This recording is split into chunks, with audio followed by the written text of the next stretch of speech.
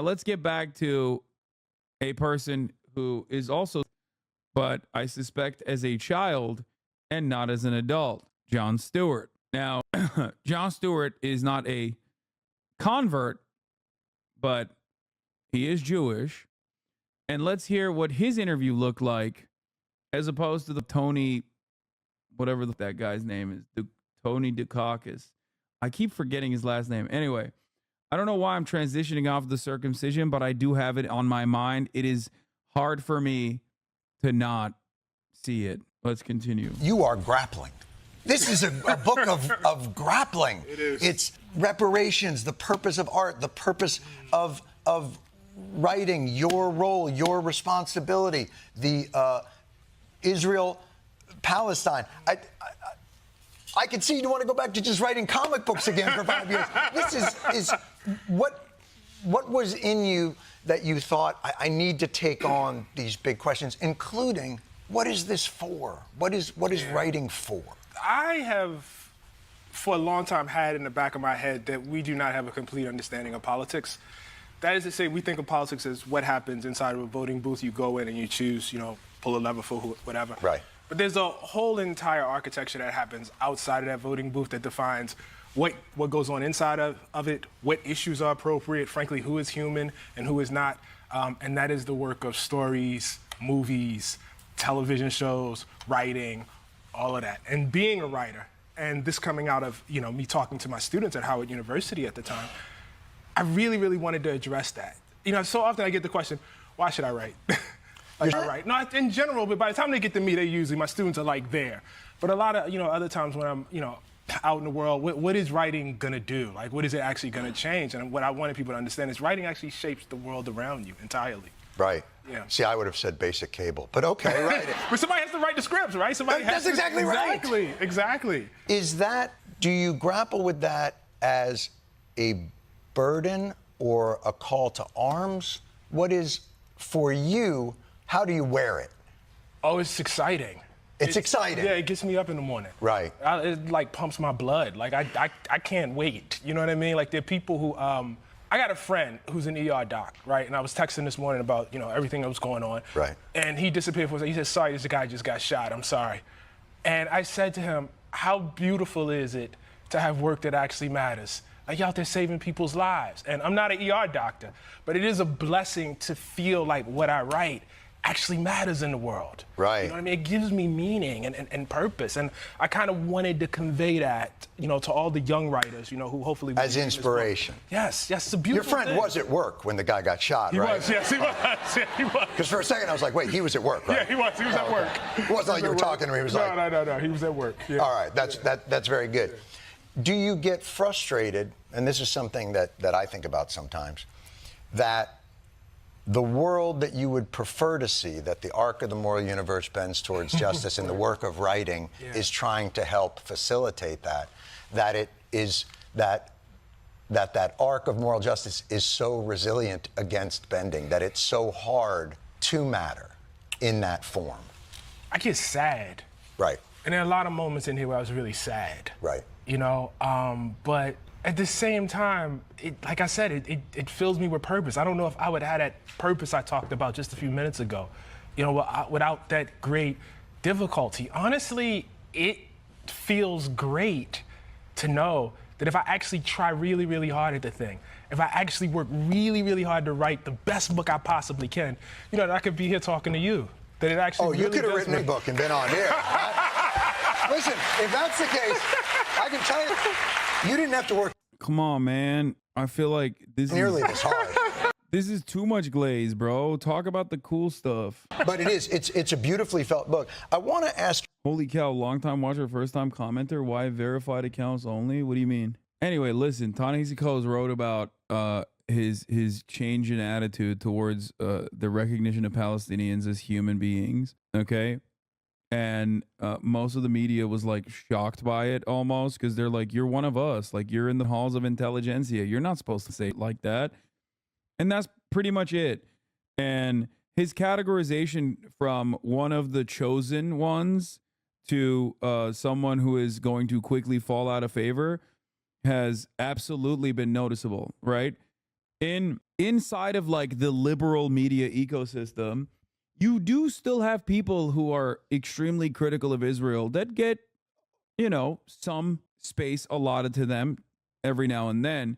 But overall, someone like Ta-Nehisi Coates doing that is actually unique because he goes from like being at the tippy top of liberal intelligentsia to being deranked. There are not a lot of people who have gotten to that level. Like, this is Barack Obama's favorite writer. You know what I mean? This is Barack Obama's favorite author being like, yo, Israel's doing it. I saw it with my own damn eyes. Like, this is unacceptable. There's a certain aspect of your career that has really tried to... It's not even clear why libs propped him up in the first place. His OG work is just as controversial as his Palestine take. I mean, I think he's still a liberal. That's why he has like he has an idealistic notion of how things work for the most part. Also, talking about reparations and making a case for reparations is very different than like directly, especially in the United States of America, where like that seems so far out of reach, as opposed to directly criticizing our ongoing with a regime is a little different. To reconcile, not with things in the present, but their vestiges, the structures, racial politics, slavery, economic injustices, where it might not be the active virus, but it's these vestiges of it that still, lead. For the record, Jon Stewart gets to obviously criticize Israel, but I mean, he is a comedian. Into the groundwater and make it toxic and polluted. This book felt a little different in that you were also going into the present. Yeah. And bringing those lessons with you. And I thought that was a really moving part of the book. Yeah, that's true, and I guess I'm going to be the one to broach this, but it was obviously most active when I was in Jerusalem, when I was in Haifa, when I was on the West Bank. Right. I mean, it was the history, but the history was active. Right. And that was tough. That was tough. I'm used to, going to some, slave plantation and saying, well, yeah, this did happen 150 years ago, but here's how, you can still feel the impact. And you go, no, it's right now. Right. It's right now. And it comes on the heels of, so in the book, you take a trip to Senegal. I do, yes. Is that in relation to your trip to Israel and the West Bank in that same time frame, or was that split up? So I think I went in, this would have been like September of 2022 to Senegal, and then May of 23 to the West Bank and to Israel, and weirdly enough, they are in conversation with each other. I can't say I intended that. Right. Well, that's why I was curious. Yeah. Fine, he went against the grain in his case, but liberals shouldn't get a medal for doing the bare minimum of recognizing the humanity of other people. I'm sorry, dog, but you coming to the conclusion that what Israel is doing is unconscionable is not the same as him doing that with his platform. The amount of social and political capital that he is basically expending in an effort to utilize his cherished platform, okay, and broad recognition and celebration from liberal intelligentsia to say something like this is brave and should be celebrated, especially when you've literally written an article celebrating Israel and then recognizing the errors in what you have done. Okay, stop stepping on chatters. No, this should be encouraged. It should be celebrated. I will absolutely welcome any and every liberal or any commentator, no matter what their background is, as long as they arrive at this conclusion in an earnest manner and advocate for what is right. That's it. My mom visited Al-Aqsa Mosque in 2022 and is really weird listening to her experience with the checkpoints and hours of waiting and investigations, all that compared to these media clowns who visit, or even random Jewish people who visit Israel and don't have to go through any of that. Mind you, my mom isn't even Palestinian, so I can't even imagine the Palestinian experience. Dude, what matters is when you see it and how you are moved from that experience. Because there's nothing in it for him to come out, okay? There's nothing in it for him to come out and defend Palestinian. There's actually more in it for him to go there, see the with his eyes, and then whitewash it. Okay, I don't know why chatter. Yeah, that guy's actually gatekeeping being morally correct. Yeah, Please, guys, stop being so cynical. Okay? The entire purpose of what I do on this broadcast is so that I can change people's minds. Okay? I will never cast someone aside for having a genuine change of heart. Okay? It's so strange to me. And I think that this is something that you guys really, really, if this is an opinion that you hold, you really should not have this opinion any longer. Okay? You shouldn't. It is a very important fundamental that I apply to every aspect of my life. Okay? And it is at the heart of my understanding of rehabilitation over incarceration. It is at my it is in my commentary whenever I talk about cancel culture. It is very important to me, and it should be important to you as well. If you're a real leftist, if you're a real progressive, you have to give people space to learn and grow. Okay? It's very, very important, and it's also very productive. It's at the heart of building a large and successful movement.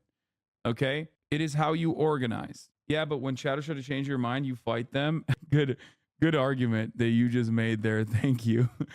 Exactly. I do. I like that. Isn't part of our goals of the collective action is to make sure as many people as possible change their minds? This is an extraordinary, and then immediately starts making arguments against it. It is extraordinary. It is extraordinary when someone changes their mind. Okay? And I will celebrate that, especially because it's not very common. Okay? Stop it. Stop being like this. Okay? Especially because so many of you also went through this journey on your own. Okay? You quietly went through this journey. I went through this journey. We all did. Okay? What the like? That's crazy, man. Half of this community did not agree with most of the things that I advocate for before they encountered this community and became productive members of this community. Okay? I'm not going to sit here and debate about this. All right? No one is born a Marxist-Leninist child. And if you are, then that probably means you're sheltered. Anyway, let's continue. Because there is a music there between the two. Yeah. No, there is. I mean, Senegal is very much about me, frankly, investigating the very stories that gave me my name, you know, and gave me my identity. And trying to work through that, and frankly, not completely working through it by the time I got over there. And then, you know, I take this trip, you know, with this wonderful organization, a Palestine Festival of Literature, and I get over there, you know, for 5 days, and I spend another 5 days with these ex-IDF guys, you know what I mean, who had their own political evolution. And this is very weird to say, but as much sympathy as I had for... It's crazy. Jon Stewart still has not accused him of loving... It's weird to me that Jon Stewart has yet to accuse him of writing a book that will create more or something. I don't know. Weird. For the Palestinians, watching Zionism in the world, even feeling like this is wrong, I was like, my God, I know how you get here.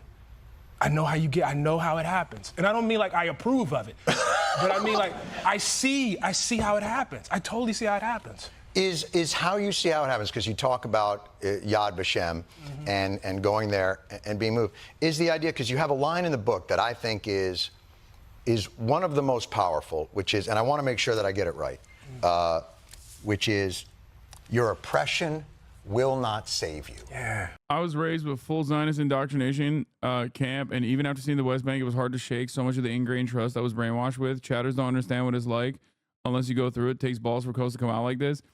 I mean, yeah, but he's also a black man in America. I think that I don't think he went through the same process that you did. You know what I mean? Unless you're like an evangelical or some like in growing up in the church, like many non-Jewish people don't go through that same level of indoctrination. For them, it's more so like the only information they have is like severely limited. And that is by design, of course. There isn't like extra justifications. No, I know. I got that. I got that, chatter. I'm saying it's different for you and your journey as opposed to Ta-Nehisi Coates is what I was saying. Like it makes more sense for you to have gone through this upbringing and have like these hangups. it's not, I think it's like truly, truly interesting that so many Americans are so careless and so indifferent to the cruelty that like that they also arrive at similar points of view. You know what I mean? It blows my mind. But then again, I never had to go through that because I'm Turkish. You know, my interpretation of Israel has, as long as I've known myself at least, has always been like, oh, that's a country that like America is leading. That's a country that is doing a lot of death and destruction in the region as a direct imperial vestige. Like, not with those terms, but pretty much that is like the way a lot of people from this area interpret Israel's existence as, for understandable reasons that many of you have become more aware of since October 7. Right? I suspect a lot of non-Israeli Jews have become anti-Zionist over the past year, but there's a lot of pressure from the community to stuff it away because we have a tribal mentality where we're very scared of. I often wonder if I'm a self-hating Jew. You are not a self-hating Jew. Do not ever let anybody tell you that. That is ridiculous. I mean, look, I'm not Jewish, obviously, but having said that, your perspective as a Jew is closer to Jewish culture, Jewish tradition, and Jewish history than Zionist Jews are. Straight up. It doesn't matter what the indoctrination says. It doesn't matter what so many in your community will tell you. You literally are closer to Jewish tradition and Jewish history. And there are obviously millions of Jews out there as well that you can look to for pointers on this. It's crazy. HasanAbi was a 3-year-old Twitter moms talk about? No, dog. I'm just from a Muslim country. What are you talking about? Like, that's why I said I didn't use that language. But like, yeah, if you're from there, if you're from around there, your interpretation of Israel is very different. This is something that a lot of Americans don't understand. Like, you know how when we look at like Chinese internet and we're like shocked at the way that Chinese netizens operate and the cultural norms that they have, or the way they communicate, or the opinions that they take for granted. That's what it means when you grow up outside of the sphere of Western influence. Okay. And it's still very different than like, obviously, my upbringing. But yeah, that's just what it is social conditioning. I'm saying that I didn't have to like work super hard to arrive at these conclusions. I was basically born into an environment with these conclusions to begin with. Having said that, of course, I did a lot of reading to truly comprehend the scope and the nature of this conflict and the inhumanity. But, you know, culturally speaking, my understanding was, or my posture against American imperialism was always, what is this?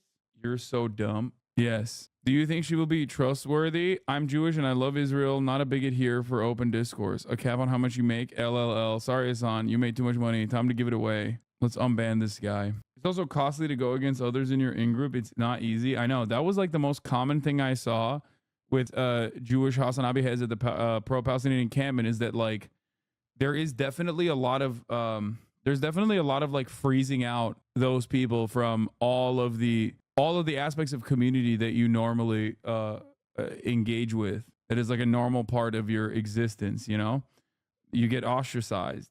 Michael Brooks said, my Jewish tradition opposes apartheid. Pretty simple. Yeah. Apologize to me. You were honestly seeming pretty libbed up a few months ago, but now all I can do is glaze you. I don't know if it's just my perspective, but some things happen to make you double down, sticking to your guns. Apologize to me because what? No, I'm not going to do that. Our Mouse debuted her newest VTuber model for you. Okay, dude. Who looks at Hasan mode?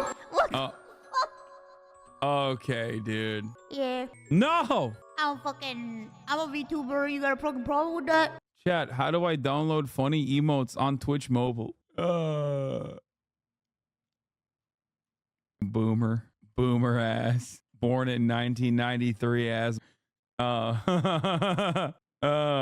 Anyway. Please unlock has lasted 30 minutes, big man. What do you mean? We're just having some fun before the debate starts, okay? Calm down. Calm down. Please answer the question. I don't know either.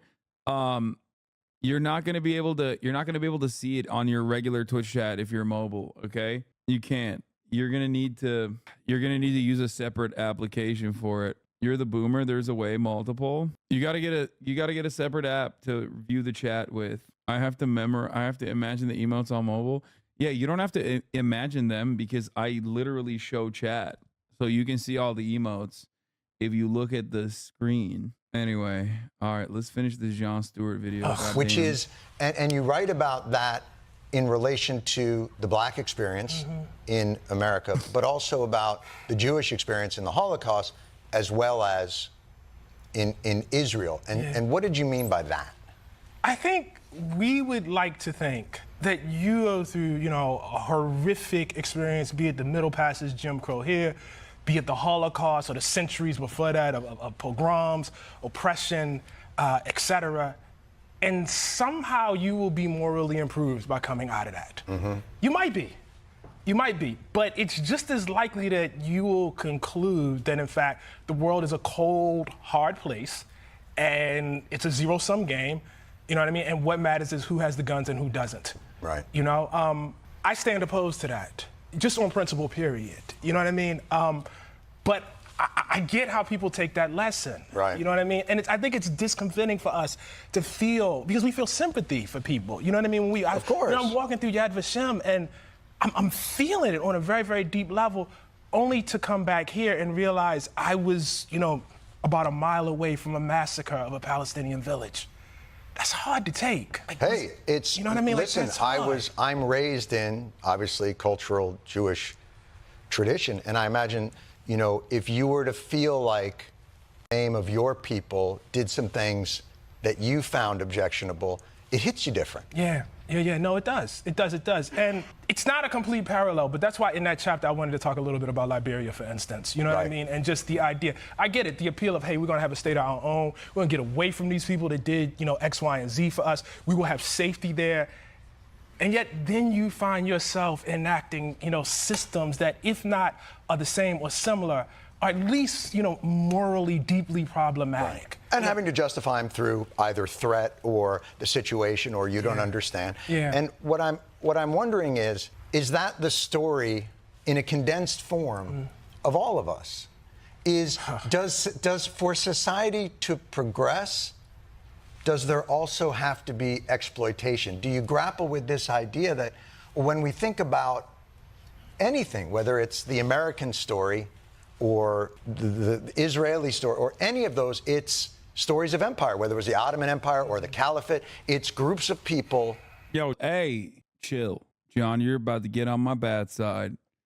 Hey, yo, you're about to get on my bad side, dog. Yo! Living under the Why you say me for, bro? What the hell? grace of a leader who controls their lives. And can we progress outside of that? Do you think about, is there another way to do this? Has there been another way to do this? Yeah. If we shine that light on any country that grew through, won't there be a story of exploitation and mistreatment that we find? Maybe not as horrific, but we find it. Yeah, I think, though, we have to guard against the temptation to accept that history is necessarily the limit of who we are as human beings. That just because, that's been, that it's been that way, that it necessarily has to be that way. I will, for instance, highlight, the underlying role of nationalism and the belief that a nation state is the way to secure and safeguard a minority. That is a very recent development as a belief system, actually. Right.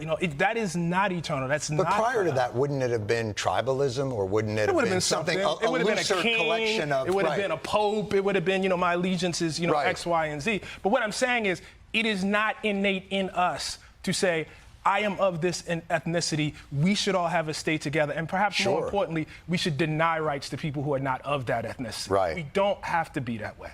We don't have to be that way. A man from your lips to God's ears. I always wonder, there was that, I can't remember the experiment, but it was they assigned a class where people with brown hair got he's already gone. Yeah. And all of a sudden, the people with blonde hair were like, and they got sad. And then the people with brown hair started to kind of abuse the people with blonde hair. Yeah. And there's a part of me that thinks, boy, we could solve religious differences, and somehow we would go back to each other over something else equally as arbitrary. And that I'm wondering how you get that zero-sum game element that you witnessed up front out of it, because I'd like to believe it's not malevolence, but ignorance and fear. I think it's a lot of fear, and frankly, I think it's a lot of anger.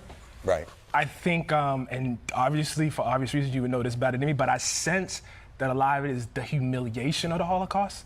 I think that is, very, very much present. Right. And not feeling like I will never be in that position again. Sure. That is at least everything I've read from Jewish scholars that interpret Zionism. He's 100% on the money. Like he's right. It's a really good way to interpret it. Well, never again. Right.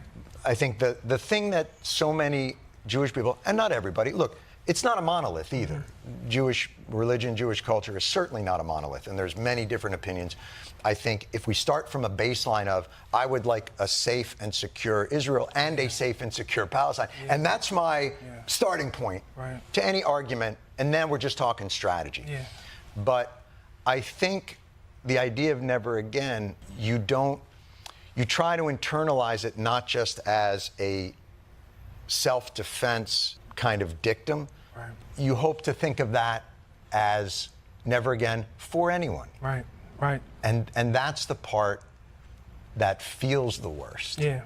When you look at it in that way. Can you explain how it's possible for Harris Biden supporters are okay and opposed with what's happening in Israel? It's so backwards to me. I see some completely okay with everything, but some against. But both parties are in support of Harris Biden. Yeah, it's easy. American foreign policy is brutal and seemingly unchanging. So we as a society have deliberately kind of put that on the back burner. We never think about it. It's just a thing that happens. Yeah, yeah. Also, people are selfish and don't really care. People are so selfish they don't even care about like their neighbors. They certainly don't care about a group of scary, barbaric animals that they've seen on TV constantly calling for the death and destruction of the United States of America that they have been conditioned into believing is an enemy of theirs. And I'm curious how you feel, so in Africa, I'm curious about what you think about this idea of diaspora. Yeah. When people are in diasporas and it carries this weight of you are lost. You are not in a place where you can, I don't think Italian people who live in America think of themselves as, I'm in a diaspora. Right. They think of themselves as like, I'll take a tour, maybe when I'm old, But Jewish people, black people, there's this feeling of somehow we're not safe. Yeah. Yeah. And I feel like that's a dangerous thing to think. Does it not come from being degraded and being made to feel like you are outside of the place that maybe you would like to call home? There's this great that's interesting book, the Pity of It All, and it's about Jews in Germany. Are you going to make me read something else? No, it's going to be quick. I promise to be quick about this. I'm still just getting through Breaking Bad. I can't even... But it's all of these, Jews all these German Jews who want to be German, right? Like they really, really want to believe in Germany. Right. And they get the Holocaust. Right. You know what I mean? Like that has to assault your sense of, the idea that you can somehow be safe out of And then how much then does humiliation play a part in all of it, including kind of what has been what we would consider the modern age version of exploitation and colonialism? Like, even when we think about the regions that you went into, were kind of a post-World War I mandate that was drawn. Lebanese, Syrian, Palestine mandate. The French are going to take this. The English are going to take that. I mean, it's pawns on a board that people are moving around. And does that humiliate a region to the point where, if we don't address that, we can't get through it? Yeah, I think so. Right. I mean, I will say that one of the hard things about that, and getting a little too psychological about this, is I spent 10 days there. So you know it all. Exactly. One of the tough things was, I have to tell you, the perspective of Palestinians and the extent to which their perspective has been pushed so far out of the frame was incredible. I felt like I was seeing a new world. Right. You know what I mean? And that's like shameful for me to admit. I'm not bragging about that. It's not because that world wasn't there or that world doesn't, hasn't been trying to present itself. But I mean, I just wonder how many of these conversations would be improved if our media organizations made a concerted effort, whenever they talk about this topic, to ask, do we have anybody Palestinian Right. that we've invited these. Allow it on the Democratic convention floor. I I think access to different stories has always been a difficulty for America in general because of that sort of solipsistic worldview. You know, we tend to be slightly narcissistic. I find it really hard to accept Israelis doing it because they never want to go through it again. No. That's not what anybody here is saying. They're saying that the like at its very core, Zionism has built that understanding into its very foundation that like never again to us unimaginable atrocities have occurred. It's not a real justification, it's a false justification. It's propaganda. That's what it is. And that's precisely the reason why there's so many, dude, there are so many academics, dude. There are so many goddamn scholars specifically that cover the Holocaust, specifically that are Jewish themselves, that also say the exact same things that I am saying. Okay? It's like you cannot be that close and make it your life's work and then not recognize right from wrong. Okay? That's it. Do you think Zionism is a reactionary movement? Yes, of course. It is an ethno-nationalistic fascist movement built around supremacy of one group. Yeah, of course it is a reactionary movement. Absolutely. What's more interesting is that given the historical background that it was built on top of, and it has been able to, I guess, infiltrate as though it is a progressive ideology. Like, it's kind of wild on that front, especially because it's also attached in a defensive posture against like real bigotry. Anti-Semitism is a real bigotry. When it comes to the vision of it, and it's such a necessary thing. I wonder if it really improves it. I mean, here's something that I grapple with.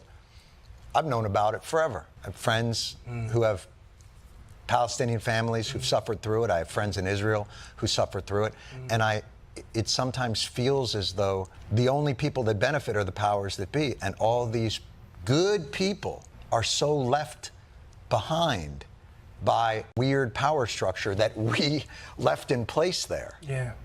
And you bring up an interesting point, which is a path forward of reconciling humiliation. And I don't know, what is the mechanism of that? Is there one? And is it that sort of, you think about South Africa and Truth and Reconciliation, but is there a mechanism to heal that for people? Or is it purely self-determination and that's... I don't know. Well, that's all the time we have. I don't know. I don't know. But it is, I wonder, because you bring up such an interesting, it is such a powerful river of emotion. I think Ta-Nehisi Coates is more of an overt anti-Zionist than Jon Stewart is, I would say. But, that's neither here nor there. It's besides the point. And when you say, I can almost not cry talking about it. Jon Stewart, however, historically is one of the most mainstream figures that has been very critical of Israel, like significantly more critical of Israel than most other mainstream figures. So he stands alone in that perspective for sure. Because it's so deeply gets at the heart of our humanity. Like, people just want to be seen and just want to be. No, and it's palpable. I could feel it. I could really feel it. One thing I would suggest is, and we have actually had to struggle with this as African Americans, and I'll tell you this from the black perspective. There is great, not always spoken shame in the black community over the kind of physical traumas we've endured. You have to understand, man, every single one of us, every single African American is a child of sexual, all of us. Right. All of us. There is not a single pure African American who came through asleep. There is an amount of humiliation in that. There is an amount of humiliation in watching, and I've written about this, films from the 60s and watching these kids and these children, get beaten by the cops. There is humiliation in, watching today, you know what I mean? George Floyd, a knee on his neck. And I do think, a significant part of it is understanding, particularly with the past, these people didn't want to be enslaved. Right. You know what I mean? These people didn't want to get beat. And it's not true that these people did nothing.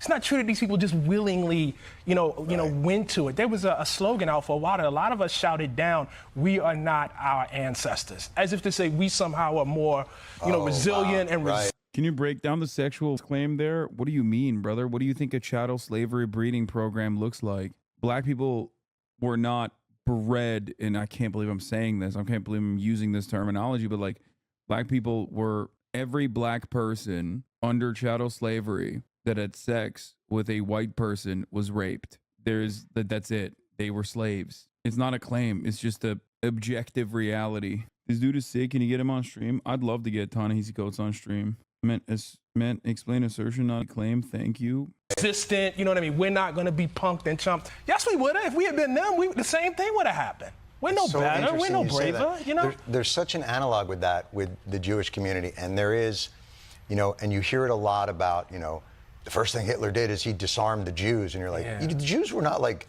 gun-toting. Like, it wasn't like, if you were taking a, maybe that would have been something like, oh, they disarmed the Jews, and that's how Hitler was able to get the Jews to do that. That literally is like a reactionary framework, by the way. It's also ahistorical and unironically is like a Zionist framework. The idea that like Jews were disarmed, like they were not strong enough to fight back. Like that's what the other side of that conversation looks like. And it's one, historically incorrect. There were definitely some gun-toting on the Jewish side, both on the Allied forces front, specifically inside of the Red Army, but also beyond that in the American front, and also beyond that, the Warsaw Ghetto Uprising and many other forms of Jewish resistance. No, I'm not talking about Stern and Irgun, dude. I'm talking about like the good fight, okay? Not the bad fight. Anyway. And you're like, oh, you know who had guns and didn't do too well with Hitler? France. Right. But you're right. There's that sense of like, how could you let your people, how could you allow that to happen? Yeah. And it does skew their perspectives. And I can already see your next book. Where you fix it all. It's really, it's an amazing piece. And the main thing is, this interview, this conversation wasn't as good as I thought it would be. I mean, I'm glad that it wasn't hostile or contentious, but there's more. And listen, man, like, let's not kid ourselves. Once you delve into Israel Palestine, you're going to take a ton of, I don't know where it'll come from everywhere. And I hope you don't wear it personally, but you've done the most important thing. Can I just say one quick thing? Yes, please. It will not measure up to the burdens of what I saw Palestinians on the West Bank bearing. It's not even that's an excellent point. The only point I was going to make is, through your discomfort, albeit not the same discomfort, you've done the most important thing, which is try to advance and delve into an understanding of a complexity that we haven't figured out in 10,000 years. And so I applaud that. And your writing, as always, is so beautiful and moving. So thank you so much for being here. The message. You making a bingo card? No. It's the bot.